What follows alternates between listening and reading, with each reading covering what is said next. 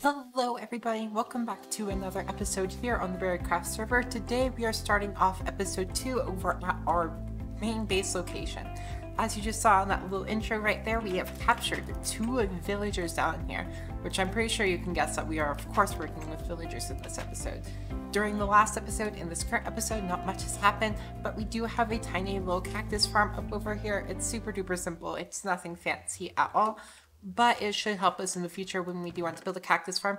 And we've already produced 9 cactus already, which is just about perfect.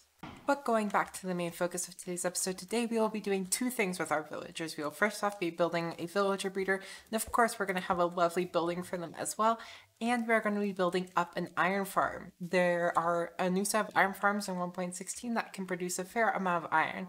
And iron is extremely important no matter where you are in game. And that's going to help us out a lot in the future. So let's go ahead and pick out a plot to build this iron farm and villager breeder on. Alright, so we have picked out our spots for both our villager breeder and our iron farm. So this section right here, right by our central hub, is going to be for the iron farm. So that way, no matter where we're working in our base, our iron farm will almost always be up and running, which would be pretty nifty and will definitely be extremely useful. Now for our villager breeder, we want to keep it a bit away so that way the villagers don't link up, cause some issues. So we're going to have the villager breeder way up here.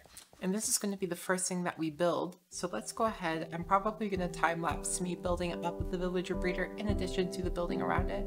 So let's go ahead and get into that.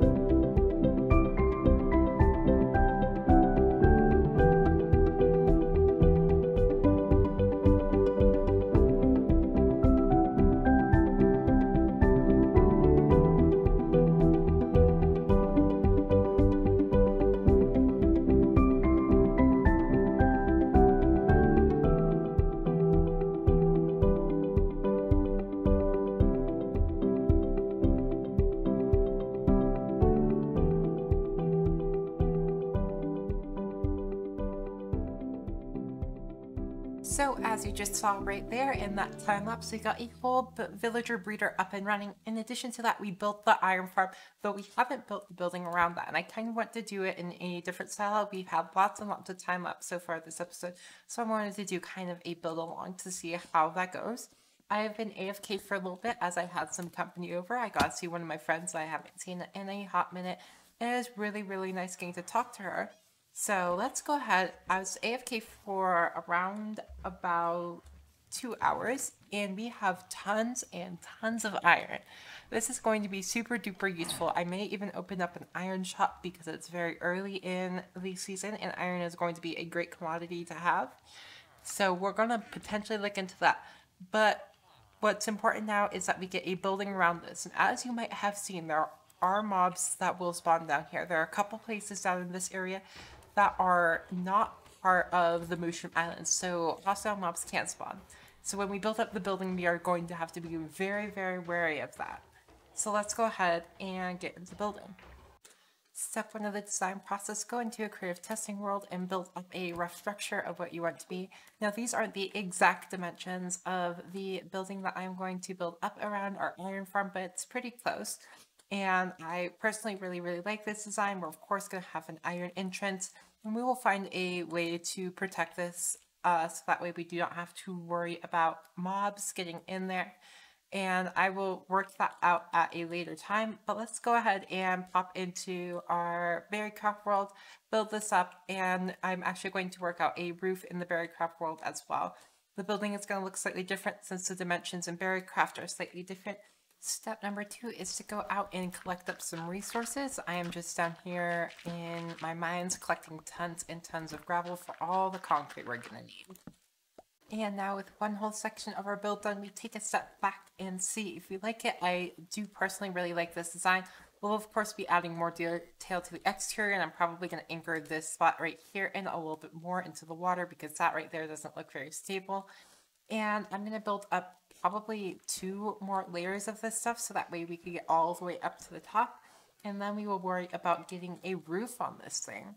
And just with that, we have finished the entire exterior of the building. I'm thinking that for the roof, I'm probably just going to do a flat roof because I don't think any extra detail would actually add to this build.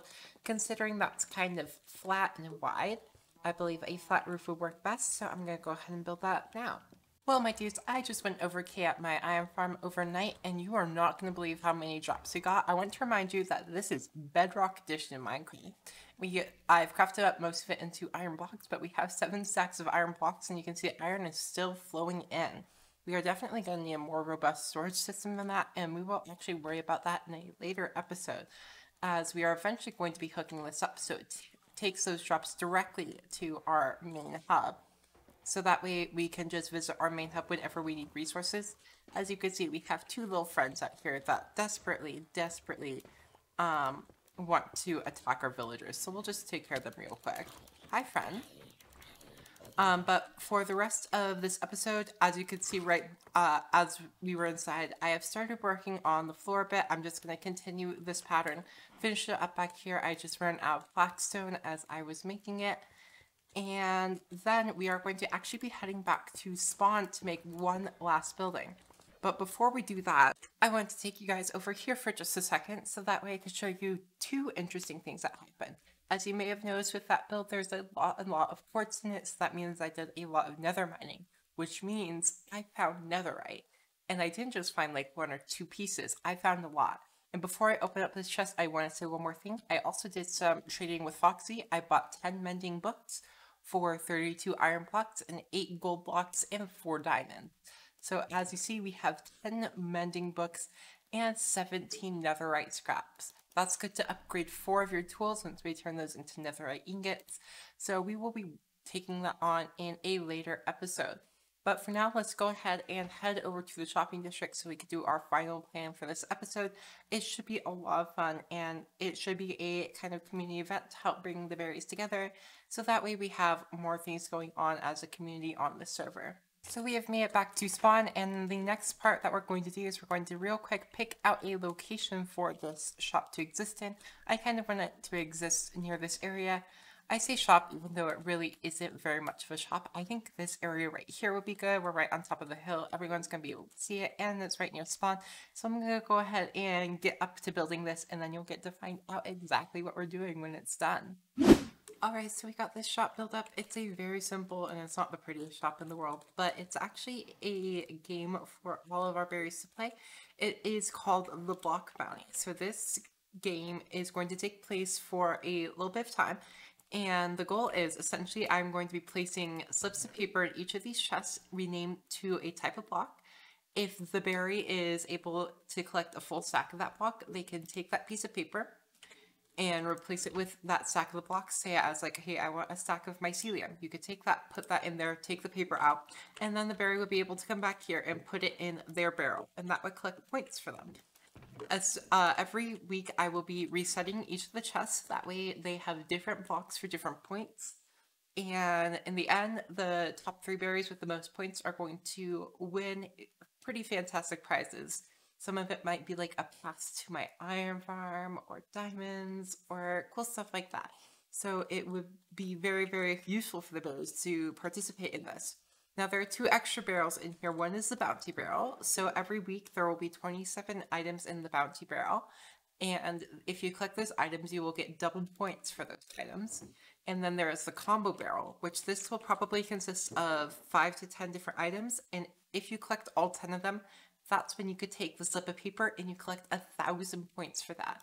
So every block that you're going to collect is going to be worth a different amount of points. Like if I want a stack of dirt, that's probably going to be worth 1 point.